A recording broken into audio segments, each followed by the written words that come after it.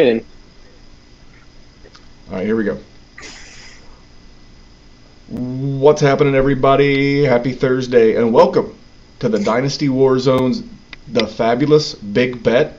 I am your host, Memphis, and you can find me on Twitter at DWZ Memphis. And with me, as always, for the Fabulous Big Bet, he is Dr. Kyle. You can find him on Twitter at DWZ_Dr. PT. Dr. Kyle, man, how was your week of action and week in general? It was good, not great. I think we've seen a theme with my weeks of action the past couple of weeks, but I think we are far enough into the season where we're starting to see some trends and some patterns. I look forward to the weeks ahead. Otherwise, it's fall. Fall's my favorite season. We're into the football season. I'm not sweating my tits off everywhere I walk or bike in New York City, so I'm a happy camper. Are you one of those people who are just moist no matter where he goes in the summertime? Yeah, moist is not my favorite word to use, but That's why yes, I I'm use it because moist. it makes people very uncomfortable. You just use the word moist and it just makes your skin crawl. Moist and frothy. Moist and frothy. Now, I have had the good fortune of having a good temperature regulation system built in this model. I tend to do pretty well, so I've never had that problem. Now, my dad was a bigger fella, and when I was a kid, I was like, Dad, man, what's going on? He's like, look, son, the slightest movement makes a fat person sweat. And my dad was a very big guy, and I'm very fortunate in that I do not have that problem. But I'll tell you what else is not a problem. The Devi show. Our boys Kane, Shane, at one day the very vacationing Josh Dysinger and Jerry. We're going to get all four of these guys together. It's tentatively scheduled for the Monday, let's see, that 24, 25, to the Monday the 26th, I believe, right after the Big Ten goes back to football. And I'll tell you, obviously I'm doing the Fabulous Big Bet with Dr. Kyle. I do the Dynasty Warzone. I do stuff on YouTube. I do stuff with our Patreon. I don't have a lot of time to watch college football. As a matter of fact, if I didn't help out and do stuff around the house on Saturdays, there wouldn't be any pro football for me on Sundays. So I need guys like Kane, like Shane, like Jerry to really fill me in. These guys, I have a general idea. Dr. Kyle, you ever lay any bricks or do any drywall, any construction type work? I've dabbled. I've I, you dabbled know, in some construction. my knowledge of these college players in the game, those are the bricks. But the information that these guys bring to me, that's the mortar. That's the thing that brings it all together for me. And they have been, I'm not putting myself over too strong, but I've done real well identifying rookies from a draft position and a draft value standpoint in Dynasty Fantasy Football. But it's because of guys like these. I take my overall process and use the stuff these guys bring to that. So make sure you're subscribed to the YouTube and to the podcast so you never miss a Debbie Warzone and then the Dynasty Warzone. I guess if you're listening to this on Thursday, November, Jesus Christ, on Thursday, Might as well October be. 15th, might as well be. If you listen to this on the 15th, on the 14th, we had Will Harris from Viridian Global, our apparel merchandiser, and we did some quarterback rookie young guy buys and sells and some old guy buys and sells, as well as got into some of the really cool stuff behind the merchandise here at the Dynasty Warzone. And we had our graphics guru. If you go over to YouTube, the Dynasty Warzone on YouTube, I mean, even if you hate the content, you can't not love the graphics. The injury report graphic that you and Maddie do is my favorite, with the Dynasty Warzone logo with the Band-Aid on it. And you guys dropped one of those on Wednesday, is that correct? Yeah, we did that 4 or 5 hours ago. If you're listening to this live on YouTube on Wednesday evening, yes. If you're listening to this in podcast form, you have to go back and find it on YouTube. And let's see what else we got going on. YouTube, lots of live streams. You guys will do another injury update, what, Friday, Saturday, maybe Sunday morning? Yeah, I mean, actually, I was kind of lucked out that we did it Sunday morning this past week because there was enough change from Saturday afternoon to Sunday morning where I think we did it like an hour before kickoff, just under the wire. But yeah, we're trying to get one post week every week, like a Tuesday. This week we did Wednesday because there was Tuesday football, cool. Except we lost Thursday football, so 6 and 1, half dozen the other, and then one Saturday or Sunday before the next slate of games going into the week. So yeah, tune in. So, as many of you know, we don't have a website at the Dynasty Warzone. As odd as this is going to be to say, Dr. Kyle, having a website is almost antiquated technology at this point. So we're going to start doing some rookie rankings. I'm working with Maddie, our guru. He's going to incorporate our rankings with live video, so that when I go to give you, I'm going to try to do that this weekend. And I got to send that over to Maddie so he can mix the graphics with the live video of me talking about I'm going to re-rank the top 12 rookies. I'm going to pretend like I have every draft pick 12 in a row and who I would take and a little bit of why. Hopefully it'll be like 10, 15 minutes, and I'll start doing some more of these. So a lot coming on the Dynasty Warzone on YouTube. Thank you to everyone who has subscribed in recent weeks. It's very flattering to see the number of you joining. It doesn't look like a big number, but it's a big number to us because it's a new platform, and we're hoping to grow this just like we've grown the podcast. And last thing, speaking of growing the podcast, Dr. Kyle, what is the freest way to help us grow this podcast? Do you want me to play dumb, or you want me to act like I've heard this 1,000 times before? Because I have. You just go give us a 5-star review. It's free. We're going to talk about all of our great sponsors here in just a few minutes. But if you want to help us for free, hit pause, go into your podcast player, leave us a 5-star. Boom. We are on a race. Our goal by season's end is to get to 200 on iTunes. We're at about 200 combined across all platforms. But guys, for whatever reason, if you're into analytics, iTunes is the analytic. So even if you don't have an iTunes, we'd love to have it on Stitcher, on Podbean, whatever it is, and it's 100% free for you to help us. You can find us on Instagram and Twitter at Dynasty Warzone on both. But if you don't delve into the world of social media, and during this very crazy political time, I do not blame you. But if you want to reach out to the show, you can simply go to dynastywarzone@gmail. Shoot me an email. If it's not for me, if you want to get a hold of Dr. Kyle or Maddie Big Chest or Jerry, I can forward that email along for you. So that's all the good stuff that we have going on. Dr. Kyle, are you ready to get rocking with a little recap of our action from last week? I'm ready to rock out with my rock out. Rock out with your socks out. Okay, well, listen, real quick. This first segment is brought to you by the Dynasty Warzone Patreon. And the reason why the Patreon's rocking is the group chat. No community is a community without the people in it. And I would say the Dynasty Warzone Patreon, I'm a little biased, is the best Patreon in Dynasty fantasy football space. And it's because everyone's involved, everyone has a voice, we're all learning and working with each other. And this coming Thursday, if you're listening to this on Thursday the 15th, we are taking this lack of Thursday night football. We're gonna turn this chicken shit into some chicken salad. So we're gonna take this free evening for all of us, and we're gonna do our first ever Patreon parking lot party. Dr. Kyle, do you know what a Patreon parking lot party is? Onomatopoeia. God, you and the onomatopoeia, I'm gonna smack you. I'm gonna knock you down. It is where we're gonna fire up a Zoom, and we're going to get as many people in there as possible, and we're just going to talk. We're going to talk Dynasty Fantasy Football. We're going to talk gambling.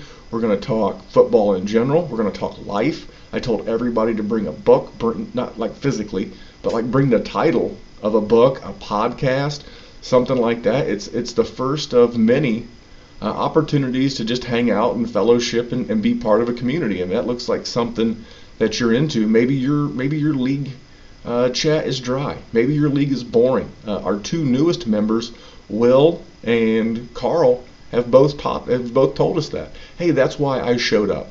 My group chat is boring. My league is boring.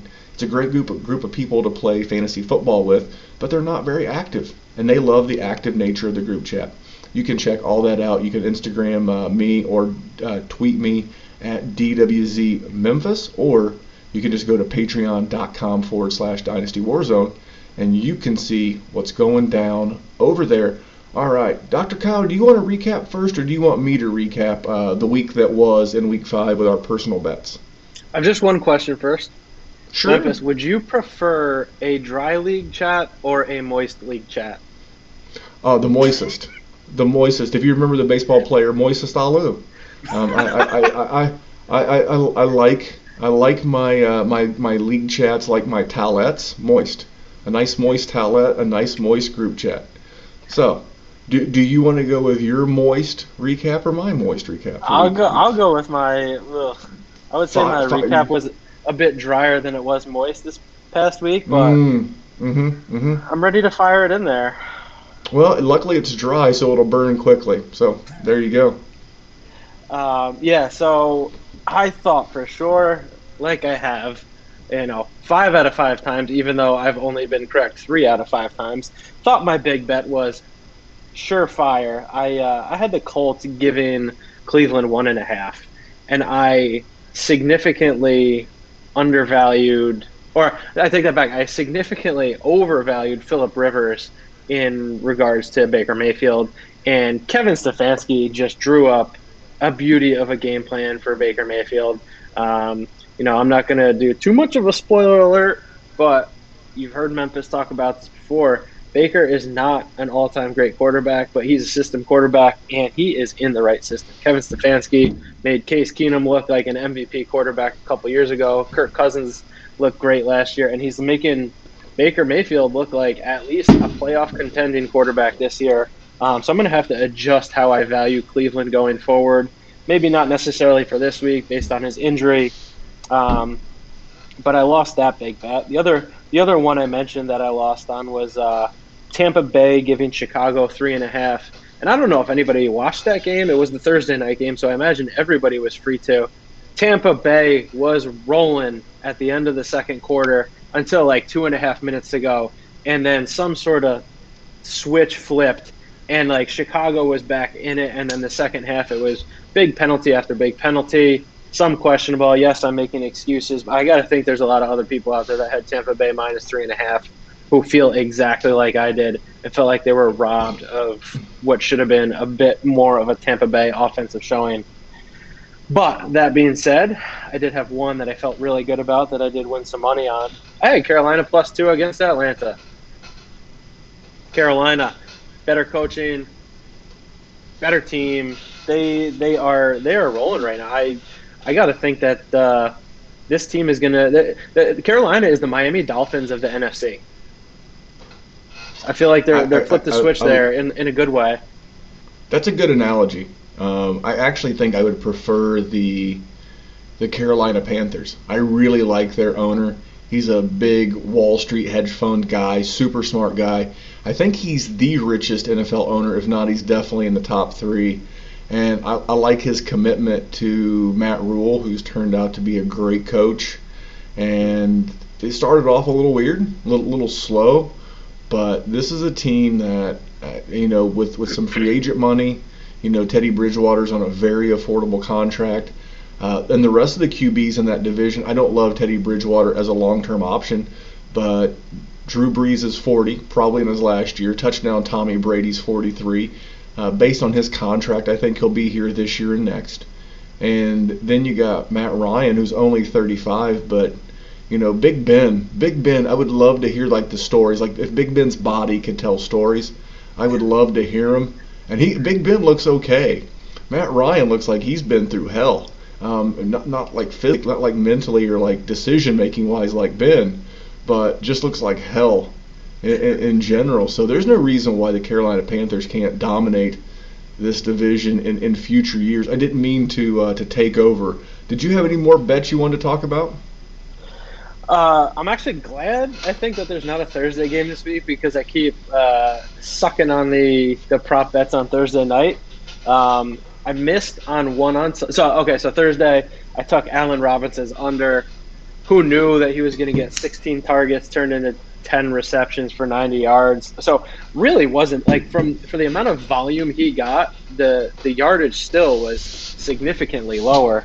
And then Sunday I think Memphis, it might have been in the Patreon or somewhere else, alluded to if James Robinson's over under receiving yardage is anywhere in like the 20 to 23 range, that the over sounded good. And I saw that it was 22 and a half. I took the over. He got 21, I think. Felt robbed It there. was it was 23 and a half, and he had 22 yards Right, on right, like right. seven targets, so he couldn't Ugh. turn a high target volume. Yeah, I saw that one too. I actually got down on some different player props. I'll get it in a second, but yeah, that was brutal. I have a loss this past week that was in that brutal range as well. Any other prop bets? Anything else that came through for you? Yay or nay? I I took Evan Ingram anytime touchdown plus 200 against the Cowboys, and that hit. So that felt really good. Yeah, that was a rushing touchdown. I'm going to talk about that in the DFS portion of the program. I'll jump into what went down for me. So I'll start on that Thursday night game. My player prop of the week. I'm actually now 3 wins in a row on player props. I had the 2 on Melvin Gordon the week before. This past week I had Tommy Brady under 259 and a half passing yards. That was a win.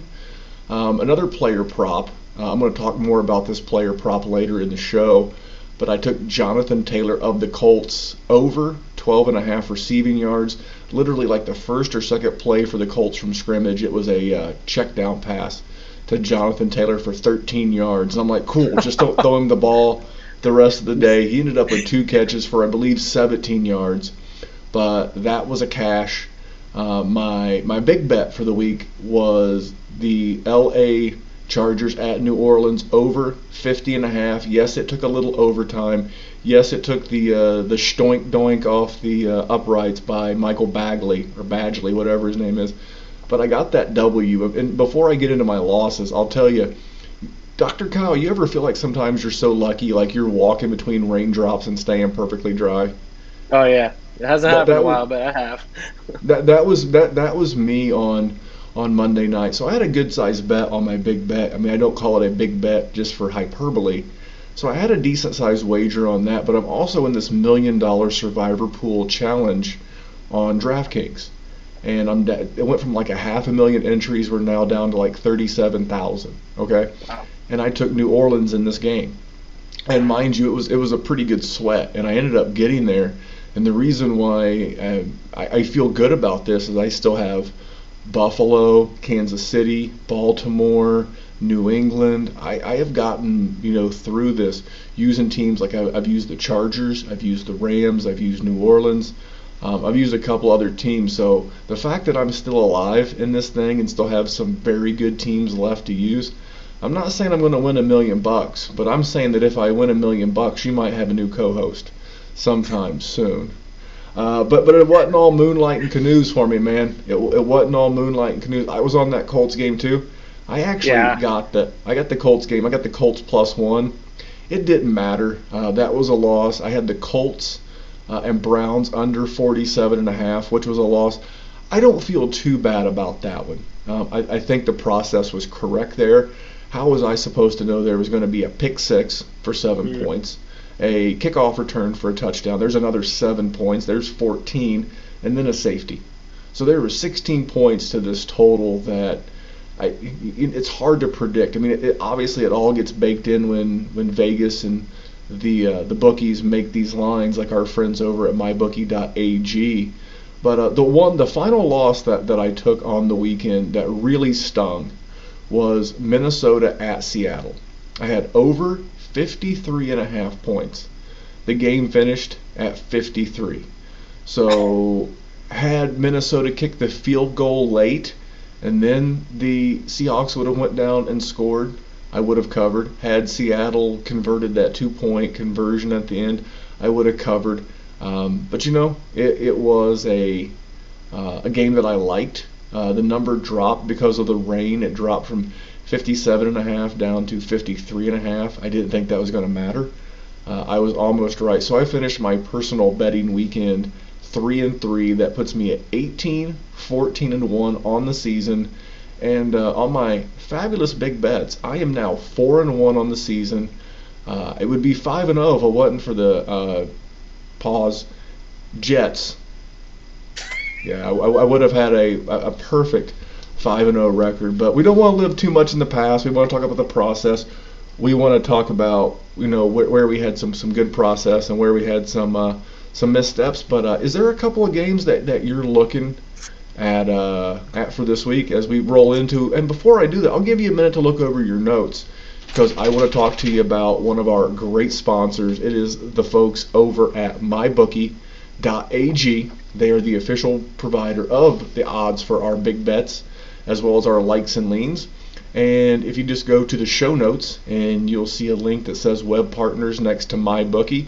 You click on that, it takes you right to the hyperlink that allows you to get signed up. You use the promo code DWZ Memphis at sign up, which should be pre-populated, by the way. Boom. They're going to match it dollar for dollar upon your initial deposit up to $1,000. Now, I've seen some other books out there. They have moved their match up to $500, but it's not $1,000. Dr. Kyle, last time I checked, you're a doctor. You've been through med school, right? Technically, it's not called med school. I don't want to get into it, but yes, I'm a doctor. Yeah, I'm not going down a rabbit hole with you, but 500 is still less than 1,000. That is correct. Every way you slice it.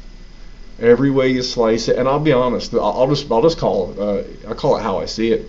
The book offering up to 500, I believe, is MGM Bet, and that is the one app that I have an account and I have used. But it is the most user-unfriendly out there. If you have any issues with mybookie.ag, any questions, you can DM me, you can DM Dr. Kyle. We can help walk you through it. It's not super hard. I just use the open browser on my phone. I don't know how you do it, Dr. Kyle, but I've had nothing but positive experiences with mybookie.ag, and I think they're actually pretty generous with their line, sides, and totals. What do you think? Sometimes the hardest part for me on the browser on my phone, Memphis, is when I go to log in and they want to make sure I'm not a robot, and they're like, click all the pictures that are fire hydrants, and sometimes I miss one because it's really small. Otherwise, it's pretty user-friendly. Touche. I'll give you that. I had one today. It was train cars. But here's the thing. We often complain about the things that protect us. Why does MyBookie have the train cars and the fire hydrants? It's to help protect you, your information, and most importantly, your money. So head over to mybookie.ag, or just pause the show if you're not driving and click the link in the show notes, and it'll take you right there, and you can get fixed up. So let's go on to our likes. These are not necessarily games that we have made bets on yet, but these are games that we really like or are leaning to, and we may or may not take action. I will start with my likes. I'll give Dr. Kyle even more time because that's the kind of friend that I am. I am going to take the Washington football team +3 at the New York Giants. Now, the last time I checked, I don't think an 0-5 team should be given anyone points. I get that it's at the Giants. The true Vegas sharps are giving 1 to 1.5, sometimes 2 points for home field. So that tells me that Washington would be +1 at home. I guess I actually have that backwards. They would be -1 at home because it would be the 4-point flip. And the Giants would be a 1-point favorite on a neutral. I don't think so. I think I'm getting the better head coach in Ron Rivera. They're getting Kyle Allen. It came out on Wednesday the 14th that Kyle Allen is going to be the starting quarterback. I think he can put points on the board. And I think Daniel Jones has 1 or 2 passing touchdowns on the season. Add into that, I don't think they have a very impressive running game, and I know they don't have an impressive offensive line. And I think the front seven of the Washington football team is pretty underrated. They should have Chase Young again. And that secondary looks a lot better than you would think because of the front seven. So for me, I don't have a big feel of the total of this game, but I'm going to lean Washington +3 at the football team +3 at the Giants per mybookie.ag. What was the first game you leaned to, and do you have any take on the football team versus the G men? I love the take. We'll get to it when we get to the DFS segment, but I might have put in some fab tonight for some Washington football team defense, because if there's one thing they keep reiterating about Daniel Jones on the GM Shuffle. And I know I referenced the GM Shuffle and RJ Bell's podcast a lot. Those are my two other major football ones because they very much help me understand the process for when we're doing this. Is that Daniel Jones cannot play fast. And if there's something that Chase Young is going to make Daniel Jones do, he's going to make him play fast.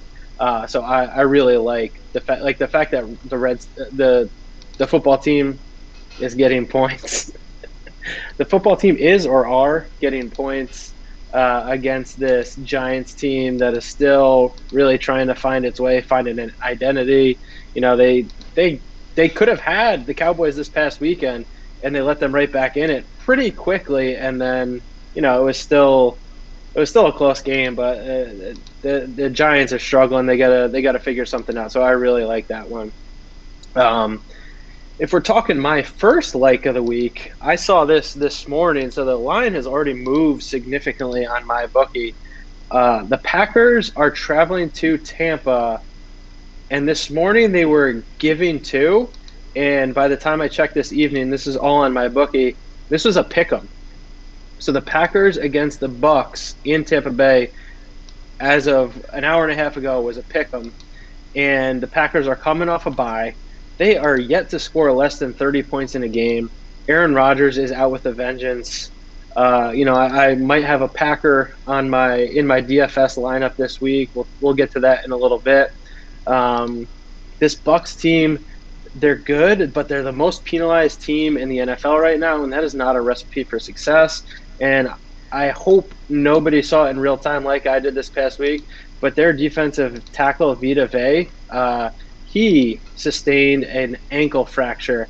And so what was looking like a huge turnaround on their defense from last year to this year, that defense was such a fantasy-friendly defense early on in the year last year, and we saw what Jameis could do in shootouts.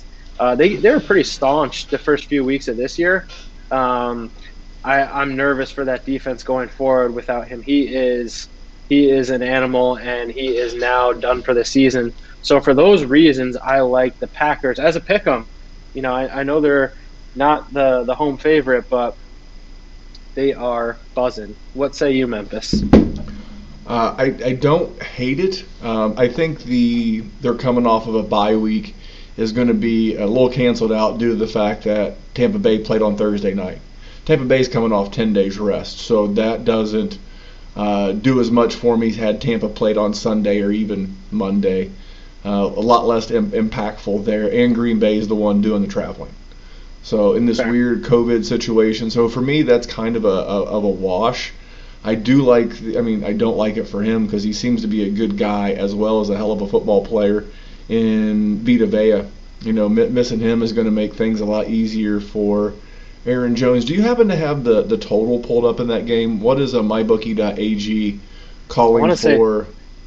55. It was one of the higher ones. Yeah, I think that's pretty accurate. I'm going to get into another over-under. What's the old saying? If it ain't broke, don't fix it. But I'm going over and under again for my second lean, and that's going to be Pittsburgh and Cleveland at Pittsburgh under 51 points on mybookie.ag. I think both of these offenses can score. I don't think so. I'm a Colts fan, right, Dr. Kyle? Yeah. Matt Eberflus, the DC, he is that guy who is just very vanilla.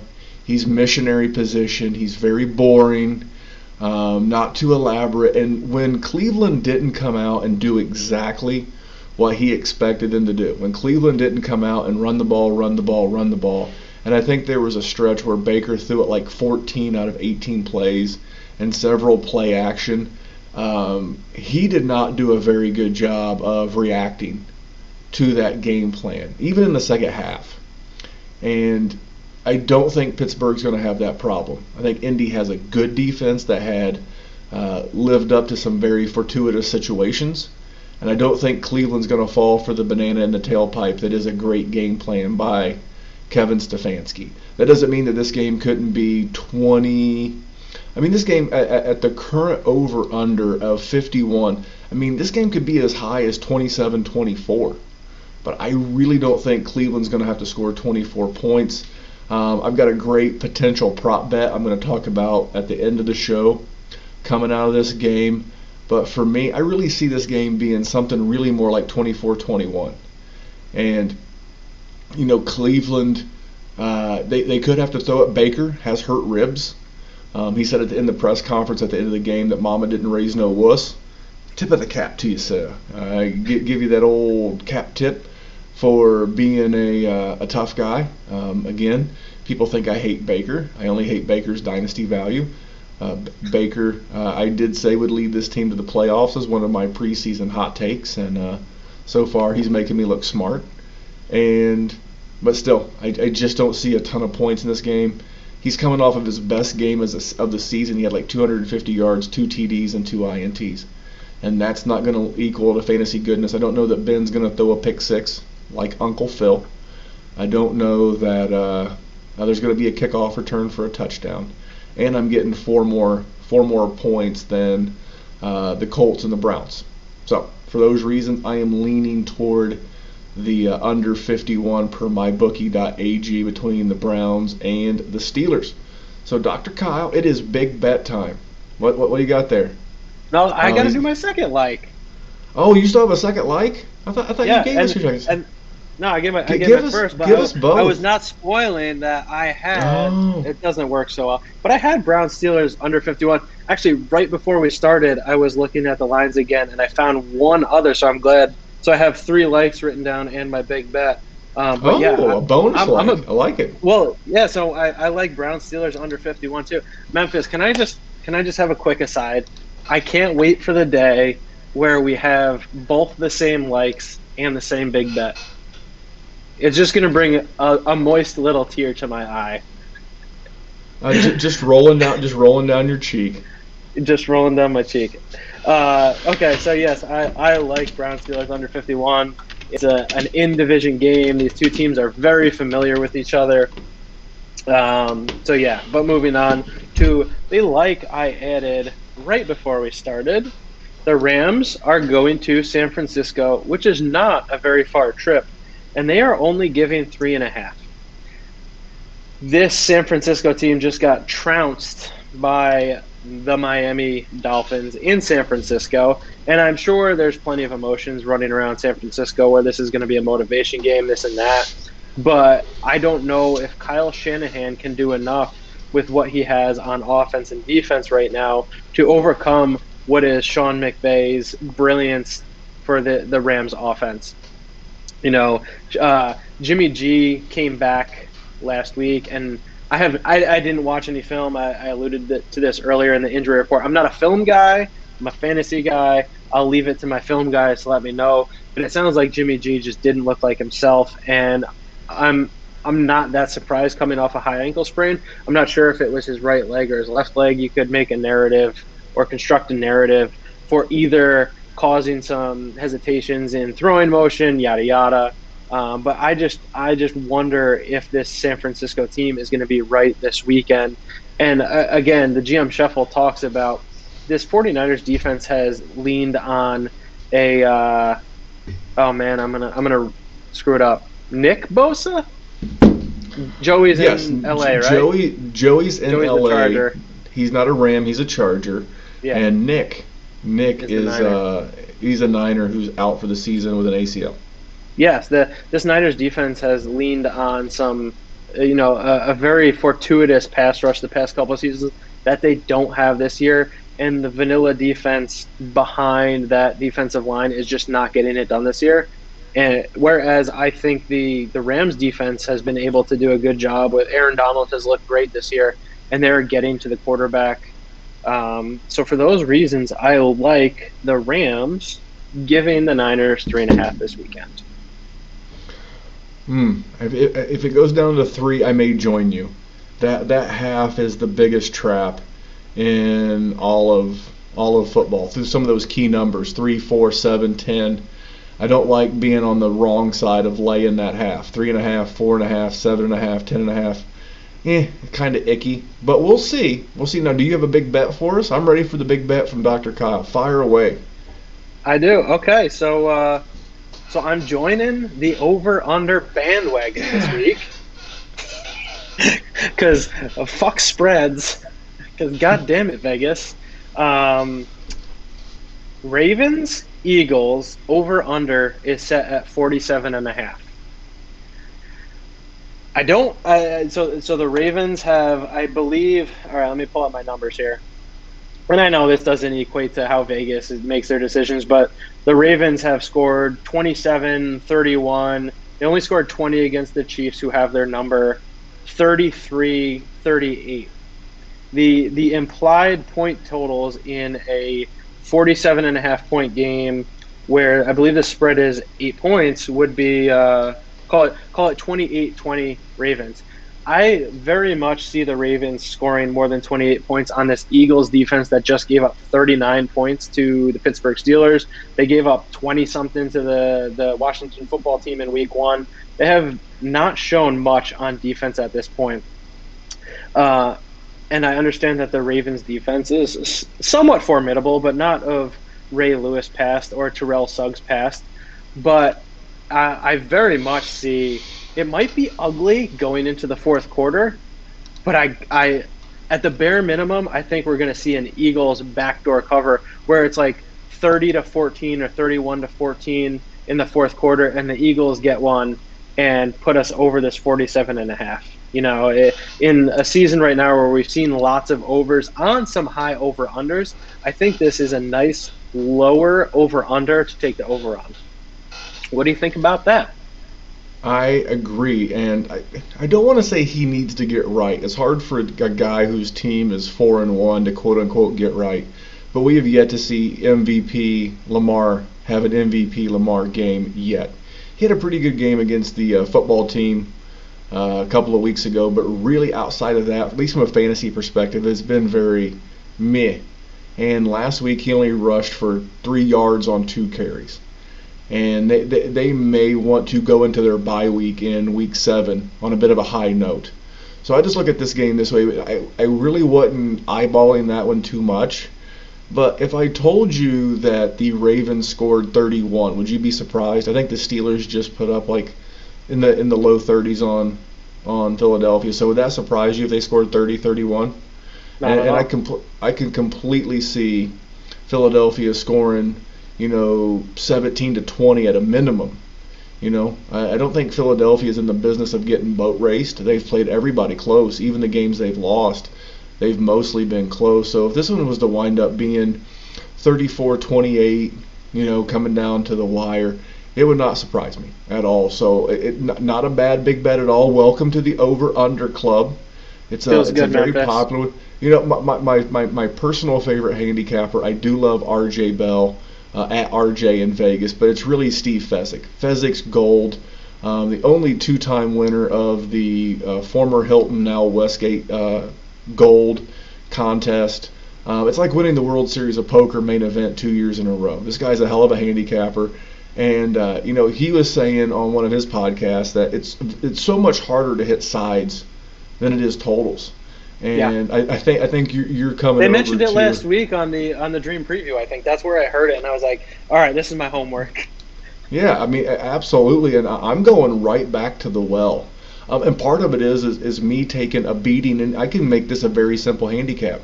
Per mybookie.ag, Atlanta and Minnesota at Minnesota under 55.0 points, 55 flat. I just look at it this way. I just watched Minnesota go to Seattle and play a very good, arguably the hottest offense in football right now in the Seattle Seahawks, and they put up 53.5. They put up 53. I would have loved to have gotten that extra point. So nice. Simple handicap. The Seahawks have the worst secondary for points, at least in fantasy, in the league right now. So yeah. Atlanta's has to be a shade better. And, no Dalvin Cook. The Minnesota Vikings are on bye in week 7. I just see this kind of, they battering ram them with some combination of Alexander Mattison, Mike Boone. There might be a C.J. Ham sighting in there. And I know a lot of people are probably concerned about the new head coach, Raheem Mostert. It's not like he's coaching for this job. Oh, sorry, Raheem Mostert's running back for the 49ers. That would be a nice promotion from San Hey, Francisco man, running back to Atlanta coach. from 28-year-old committee running back in San Francisco, been on like 7 teams in 8 years, to head football coach of the Falcons. That is a hell of a promotion. But I know that's not going to deter me, even if they get Julio back. It's not going to deter me from playing the under in this game. I really see this game being something like 27-21. Yeah. The Falcons can put up a lot of yardage. They just seem to really have a trouble getting the ball in the end zone, especially if it's not at the hands of Todd Gurley. Matt Ryan has been in a funk. He's current touchdown ratio is 3.6. I'm drawing a blank on the metric, but it's low. His career average is around 5 per attempt. I believe, or no, I'm sorry, per completion. It's per completion. He's averaging it's a horrible number. It's horribly low for him, and just for all those reasons, I like the under a lot. I don't trust this Atlanta Falcons team. Yeah, I've seen them score a little bit, but I'm definitely going with my man Zimmer. They want to get this W. They want to grind it. They want to grind it out. And I think when they played Tennessee, the final score was 31-34. So I know that they're more than capable of allowing a shootout. I just don't see it. So for that reason, I'm going back to the over-unders. I am going under 55 total points, Atlanta at Minnesota. So there you go, Doc. Let's jump into a little DFS. This is brought to you by our friends at Hate Brand Goods. They have a new drop. If you're listening to this on Thursday the 15th, they have a new drop of goat shorts. I've actually got Dr. Kyle dialed in with an alarm, a calendar reminder on his phone. These are the new ones with the topographical map. I don't even know what that is. Was that a goat? No, that's me in goat shorts, Memphis. Oh, that was you on Twitter. How breathable and flexible they are. If you want to see the goat shorts in action, you would have to go to my Instagram at Memphis185, or you can check out Dr. Kyle on Twitter at DWZ Dr. PT. He was out there on Wednesday the 14th rocking his Hate Brand goat shorts, and it's just something unique. You're going to go into the gym, you're not going to see anyone else rocking your gear, you're going to look fresh, and they're very functional. They fit great. But all you got to do is go head over to the Hate, that's the HVIII.com, and use promo code at checkout, and you can save some bucks. So, man, how did you do in Week 5 DFS? Did you play? Did you have any success with your roster? Give me some DFS action. So, Memphis, I actually turned a profit in DFS this week because DraftKings threw me 3 free buy-ins, I suppose is the phrase. Rosters, constructions, etc. for some, 100 or 500,000 person entry, and it was actually all I got around to this week was constructing those 3. But I finished. It's not going to sound great. 9,556, but that was out of, I believe, either 100,000 or 500,000, and 125 cents. With I think a lot of people. I actually looked at like the top 10. Because I wanted to do some retroactive research for moving forward. The Mike Davis. Mike Davis was on everybody's roster. I went with Teddy Bridgewater, and in this roster I had the DJ Moore stack and a couple others. I had Robbie Anderson, and then CeeDee Lamb, Darius Slayton, all a bit of fire. Calvin Ridley was great. I would say my not great was Antonio Gibson, only finished with 10 points in the DraftKings. And Evan Ingram only finished with 9.5, and the Steelers defense with 8. But overall, it felt like a good DFS week. And while I'm discussing my retrospective research, the top 5-6 guys all had Chase Claypool, and they all had Mike Davis. So, but from there it was like everybody's quarterback was a little different. Somebody had Kyler, somebody had Mahomes. Other running backs were different. Somebody had Zeke, somebody didn't. So, guys, like if you're playing these big, high, and we've probably talked about this in the past with the cash games, but hundred thousands of guys. These guys are all submitting as many rosters as they can. These are guys who probably don't even know football. They are just playing with algorithms, but just it doesn't like if you pick the guys you like, work around them, and then you can just throw in like there's going to be somebody this week who's going to score 2 or 3 touchdowns. That's probably 3,500 or $4,000. That's going to be rostered in less than 5% of leagues. That's how you got to think. You can't.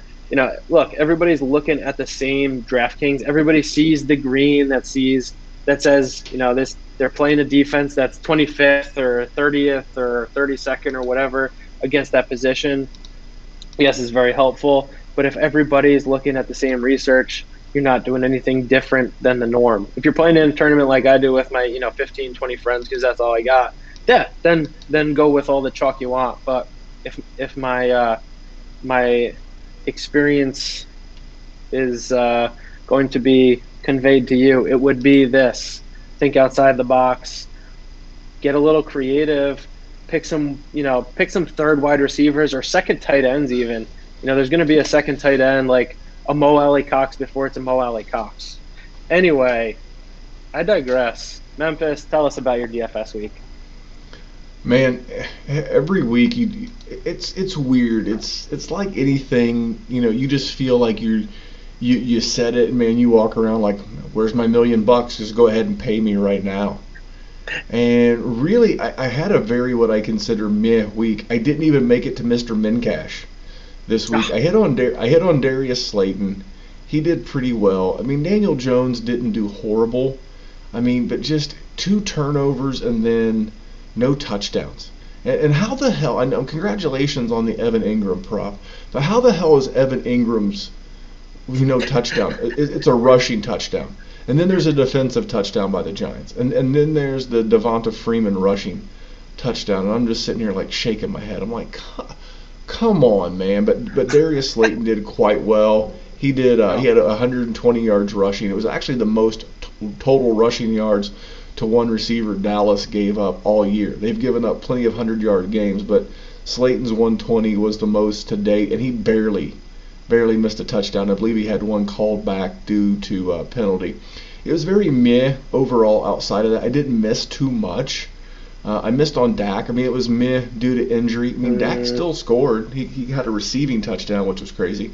It was meh on Kamara. I was expecting a little bit. And then later I had to pivot off of Josh Allen and Stephon Diggs due to them being moved to the Tuesday game. So I ended up having to reconfigure what I had on the lineup. And then I missed on Amari Cooper. It was a CeeDee Lamb week.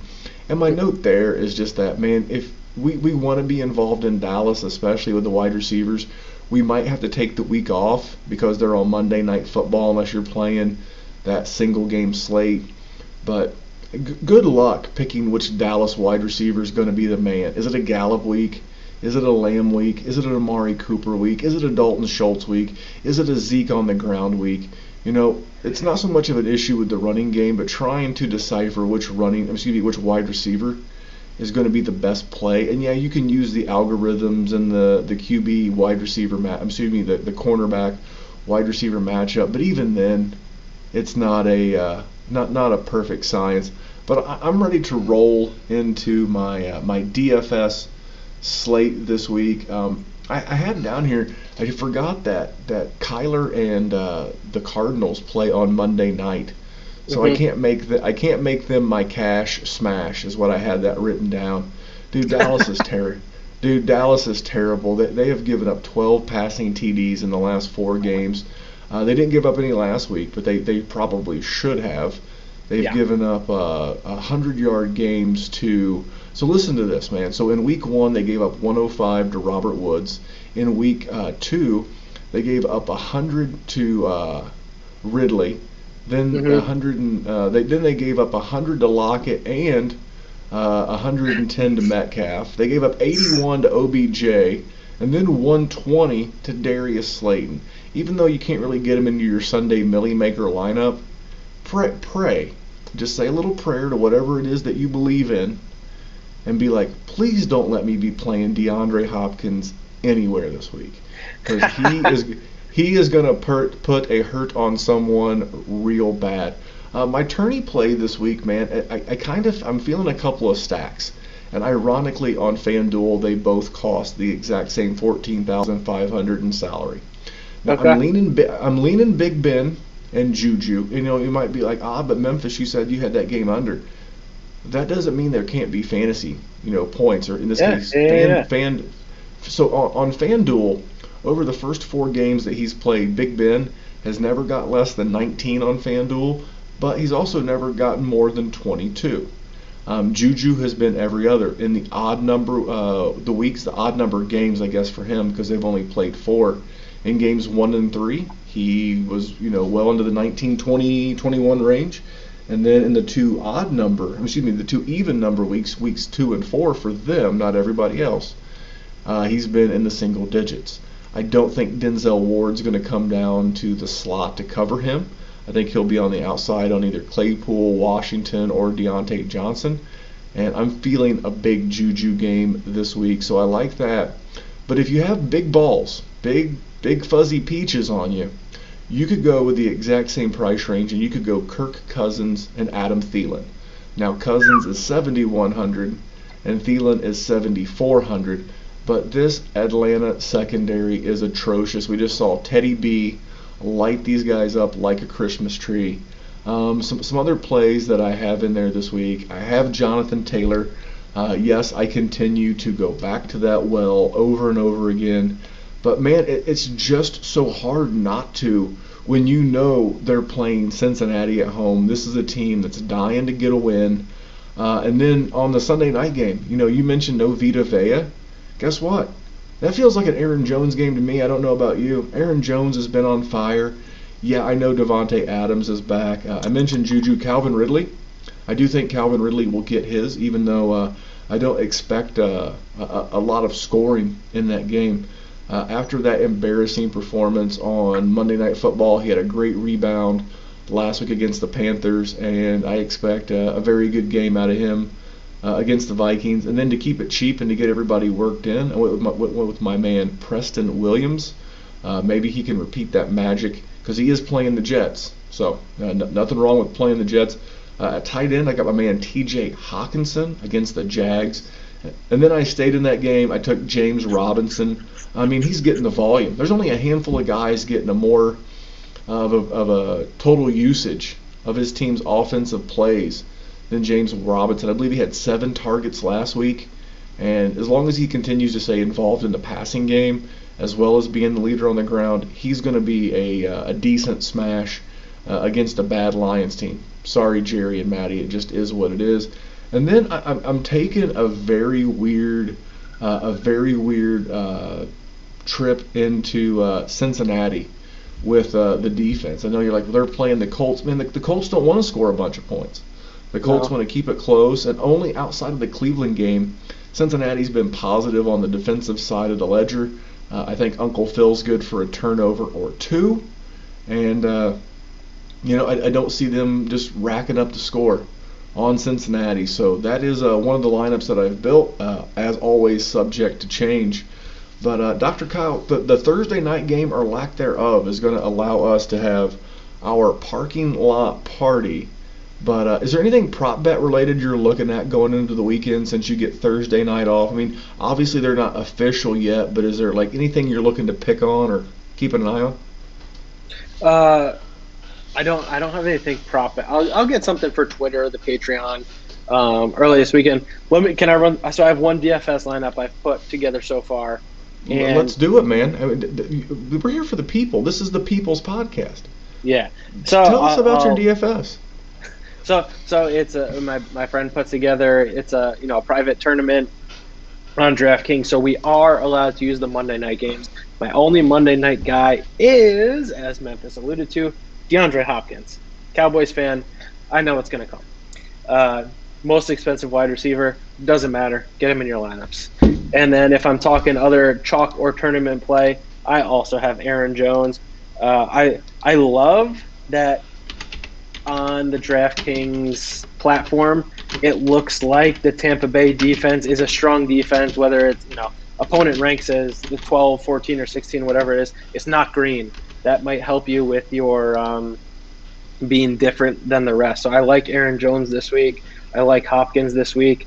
And then as far as my quarterback, again, the Jets are the 8th best defense against the quarterback in fantasy football. Guys, let's think about a narrative for this. The Jets are never winning. The other team is constantly running the ball on them. So it's not that the Jets' pass defense is good, it's that they don't have to play pass defense, is that they're constantly trying to stop the run when they're down more than the spread because they can't even cover the damn spread. Yet I'm still afraid to try and bet against it every week because it just feels so gigantic. And at one point, the blind squirrel is going to find the nut. So I got Fitzpatrick in there. My other running back, I like David Montgomery this week against the Carolina defense that struggles against the run. Montgomery is, he's David Montgomery, but for his price, like Memphis said with workload, like Montgomery gets a decent workload. He gets involved in the passing game a little bit. Cohen's out. I know Cordarrelle Patterson is getting involved there. He looked great on last Thursday night. I wish I didn't drop him in the one or two leagues I had him in before that, but he'll probably still be a non-factor. And then, so going back to receivers, if I'm looking at a guy that has the potential, and look, nobody's going to be what Chase Claypool was last week, but that's how I'm going to start thinking about at least one guy in every roster going forward. Keelan Cole, 4,900. DJ Chark's ankle is banged up. Laviska Shenault came up on the injury report today with a hamstring. Probably not a serious issue, but Keelan Cole has 4, and 6 receptions in the past 3 games. This Jacksonville team, they passed the ball. Keelan Cole has looked the part. You want to hear what Matty Bigchess has to say about him.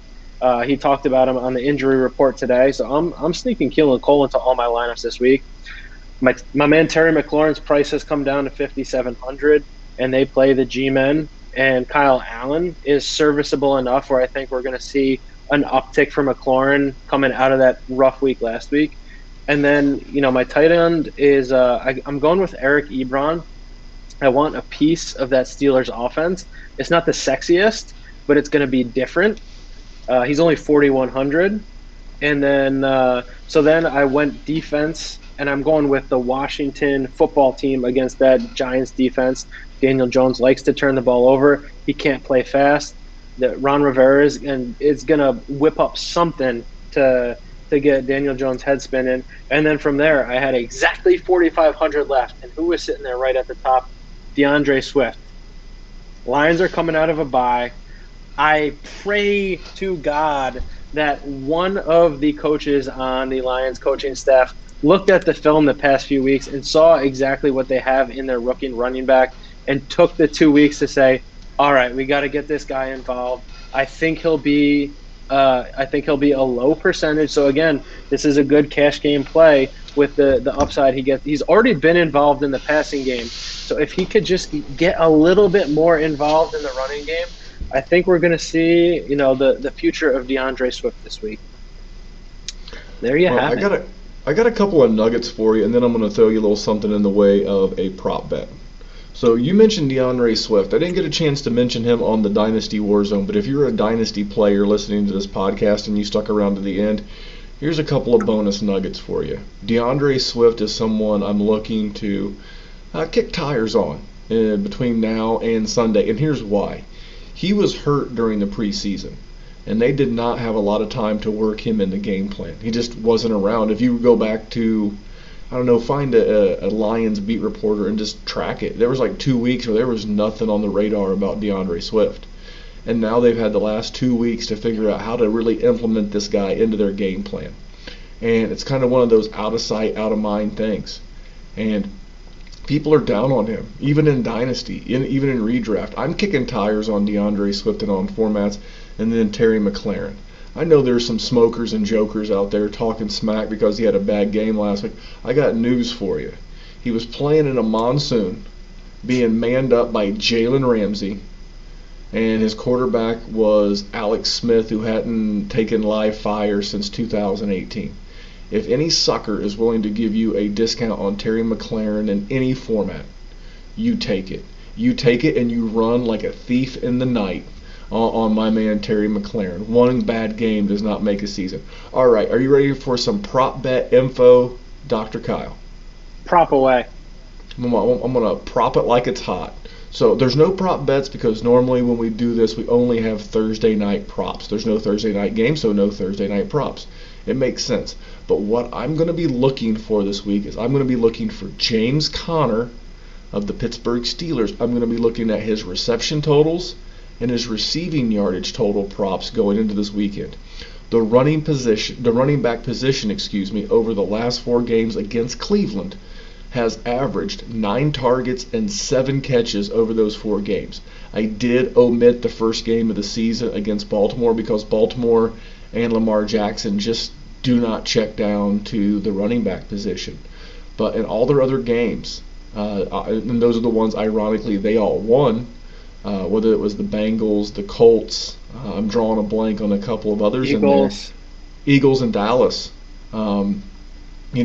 If you can get a over-under like at 3.5 on catches, man, I've got to lean that way. Seattle is 30th against the pass, at least for fantasy points, and they're pretty good against the rush.